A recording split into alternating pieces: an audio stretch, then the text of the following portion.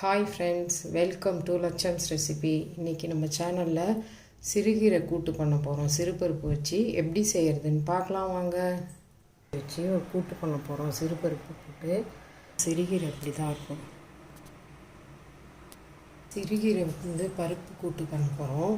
அதுக்கு நான் சிறுபருப்பு தான் 1/2 கப் எடுத்துக்கிறேன். இந்த 1/2 கப் பருப்பை நம்ம செய்ய போகிற வானல்லே போட்டு கழுவிட்டு நல்லா ஒரு 3-4 தடவை கழுவிட்டு தண்ணி ஊற்றி அடுப்பில் மஞ்சத்தூள் கொஞ்சம் 2 பல் பூண்டு போட்டு வேக வைக்க போகிறேன். வேக வச்சுட்டு பார்க்கலாம்.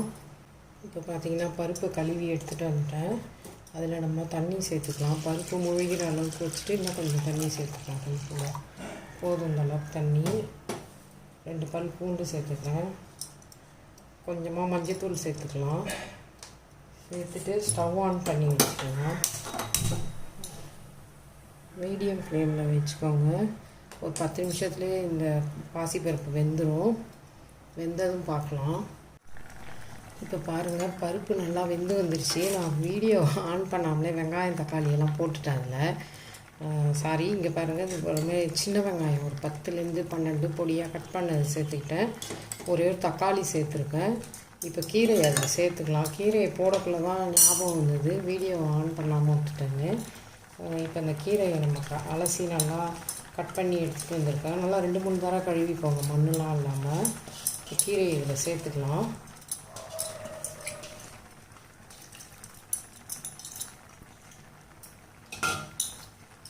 கீரையை சேர்த்து ஒரு கிளறி விட்டுக்கோங்க.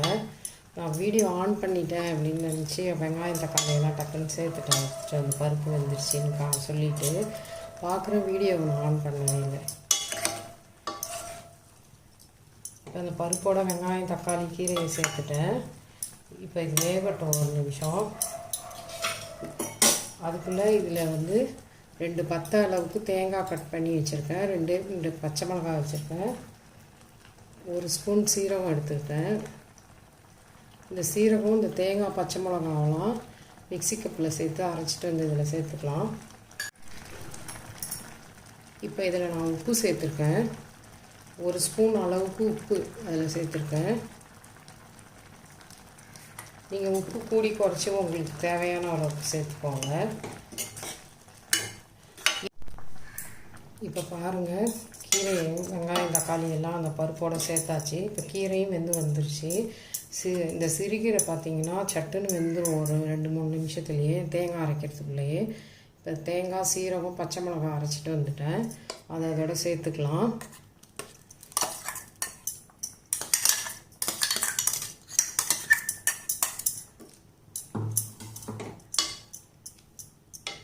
சேர்த்து தேங்காய் சேர்த்தோடனே கீரை ஒரு கொதி வரட்டும். கீரையை மூடி வைக்கக்கூடாது.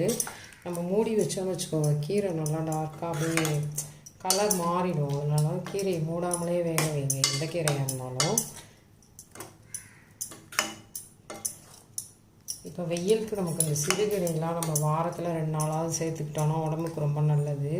இப்போ சம்மர் சீசன் ஆரம்பிச்சிடுச்சு. நம்ம டெய்லியுமே ஏதோ ஒரு கீரை சேர்த்துக்கலாம். கூட்டாவோ பொரியலாவோ சாம்பாரில் கூட சேர்த்து அந்த மாதிரி ஏதோ ஒரு கீரை சேர்த்துக்கிட்டால் ரொம்ப நல்லது. சிறுகீரை ரொம்பவே நல்லாயிருக்கும். இந்த மாதிரி சிறுபருப்பு போட்டு செஞ்சு பாருங்கள், சூப்பராக இருக்கும். நல்லா ஒரு 3 நிமிஷம் கொதிக்கிட்டோம். கீரை கொதித்த உடனே ஆஃப் பண்ணிடலாம். கீரை நல்லா வெந்துருச்சு. இப்போ கீரையை ஆஃப் பண்ணிவிட்டு தாளிக்க வேண்டியதான். நான் வடகம் போட்டு தான் தாளிக்க போகிறேன். சூப்பராக இருக்கும் வடகம் சேர்த்து தாளித்தோம்னா. இது ரைஸோடு இந்த கீரையை அப்பளம் வத்தல் வச்சுக்கிட்டோ இல்லை உருளைக்கிழங்கு ஃப்ரை, கத்திரிக்காய் ஃப்ரை அந்த மாதிரி வச்சு சாப்பிட்டோன்னா செம்ம டேஸ்ட்டாக இருக்கும். நீங்களும் சிறுகீரையை இந்த மாதிரி செஞ்சு பாருங்கள், சூப்பராக இருக்கும். இப்போ நான் தாளிச்சிடுறேன் கீரையை.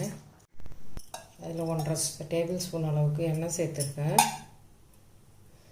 வடகம் சேர்த்து தான் நான் தாளிக்க போகிறேன். தாளிப்பு எண்ணெய் காஞ்சிடுச்சு. வடகத்தை அதில் சேர்த்துக்கலாம். நம்ம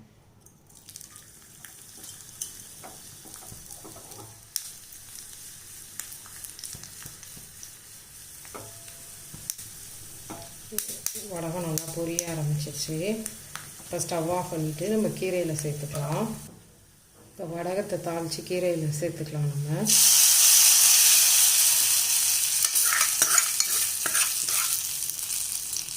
அவ்வளோதான்.